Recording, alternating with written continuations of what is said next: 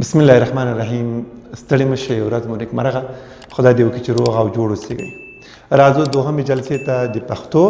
دوهمه جلسه موږ تېره جلسه کې الفبا باندې ژبه باندې فونیم ګرافیم پښتو خاص توري مستعار توري مو یاد کړه.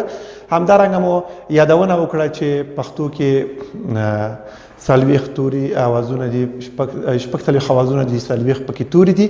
نن راځم موږ وویل چې یاګانې پښتو کې یاګانې چې دي دا یاګانې دا په څو ډوله وو؟ په پنځه ډوله وو. چند نواس یا 5 نوا. واو را گفتم چند نواس 3 نوا. هی را گفتم چند نواس 2 نوا. این اول تشریح میکنم. درست؟ پس میایم یا به چند نواس 5 نوا. اینا 1 2 3 4 اینا 5.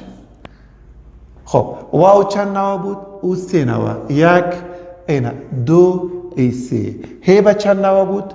هی هم به 2 نوا. اینا 1 ای هم 2. پس میایم رازو یا ته دا یاګانې اوازونه دي 5 ډوله، هیڅ نقطې نه لري. دا یاګانې 2 نقطې لري. دا یا 2 نقطې څنګ په څنګ، دا یا 2 نقطې سر په سر، دا زورکی او دغه حمزه لري. راځم دې ته نومونه اخلم. په کانکور کې تاسو ته بله وایي یا په څو ډوله ده؟ 5. اوس راځم دا یاگانې تاسو ته ډیری ضرور دی، بسیار برایتان مهم است. اگر این را یاد گرفتین، واو را یاد گرفتین، هی را یاد گرفتین، پس از این صدای واول میه و خود به خود در ذهنتان میشینه. هیچ در درسای آینده هیچ مشکل روبرو مرا نشین، هیڅ ستونزې سره نه مخ کیږي. دا ټول ګرامر غوندې سرنښتې دي. که مو نن دا درس زده کړه، ابل ډیر په اسانۍ زده کولی شئ. 50% تاسو به زده وي، مخته به روان یاستئ. نو راځم دې ته نومونه ورکوم. دې ته نرمه یا وایم نرمه، یا نارینه یا نارینه. ښه دا به پاس ولیکمه ځکه چې دلته بیا اواز راځي، تر دې په خاطر چې اواز یې سره ګډ نشي. نو راځم دې ته نرمه یا وایم نرمه، یا نارینه ورته وایم نارینه. به چه خاطر مذکر گفتم؟ به خاطر که در آخری کل اسمای مذکر میایه، هیچگاه در آخری اسم مؤنث نمیایه. نرم تلفظ داره، سرگند میگم، سرگند اشکار است. هیچگاه شکل خود تغییر نمیده. در شروع کلمه، در بین کلمه، وسط یا در آخری کلمه هیچ شکل خود تغییر نمیده. ایره اوگده یا میگم، اوگده دراز، اوگده یا خزینه میگم، خزینه، خزینه مؤنث. یا چرا مؤنث گفتم؟ هیچگاه در آخری اسم مذکر نمیآید، همیشه در آخری اسم مؤنث میآید. و دراز به خاطر که 2 نقطه سر به سر داره. ایره زورکی والا میگم، زورکی به خاطر که زورکی داره. ایره اسمیه میگم، اسمیه به خاطر که در اسم استفاده میشه، هیچگاه در فعل استفاده نمیشود. ایره امریه میگم، در امر استفاده میشه. ایره حمزه والا میگم، حمزه والا به خاطر که حمزه داره. ایره فعلیه میگم، فعلیه به خاطر فعلیه میگم، هیچگاه در آخری اسم نمیه، همیشه در فعل استفاده میشود، در اسم استفاده نمیشود. پای نمونو که نرازی. اوس راځم دا کوم आवाज ورکوي، دا کوم आवाज ورکوي، دا کوم आवाज ورکوي، دا کوم आवाज ورکوي او دا کوم आवाज ورکوي. د دې لپاره دا تاسو ته په کانکور کې نه راځي، ولی در زبانهای را خوب و خوبتر یاد بگیرن.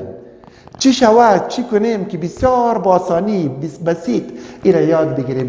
میایم اما انگلیسی را شما دیدین در مقابل هر لغت در قوس گرفته که اینمی صدا میته. مثلا سیاس در قوس، سیاس اینجا سی نوشته کرده، در قوس گفته که این صدای کا میته.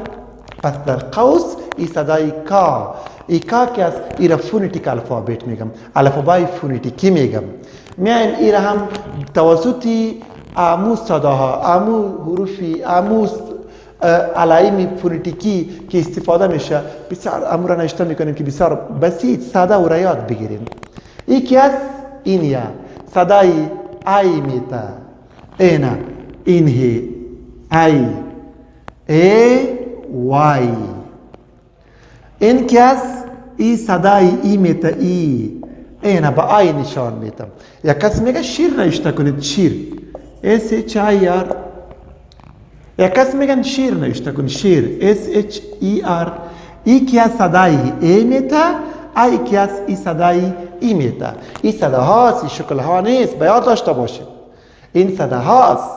ای صدای ای، یکی از صدای ای میته، این یکی از صدای ای میته، ده ای آواز ورکوی. این یکی از این صدای ای میته، ای.